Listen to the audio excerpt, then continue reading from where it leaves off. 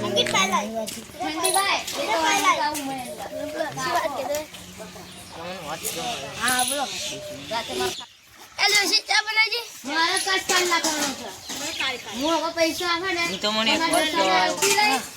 કોક પૈસા નું હતું તો કરી આલો પૈસા હાલ ની થાય લીધા ને ઉતરણ પછી છા તો મોઢા તો કરી આલો પછી કરી આલો સારું કરી આલજો અરે હેડો હું જોતા ના ચા ની પી આવજો આજો ક્યાં જા બરાબર ગરમ મારવા યાર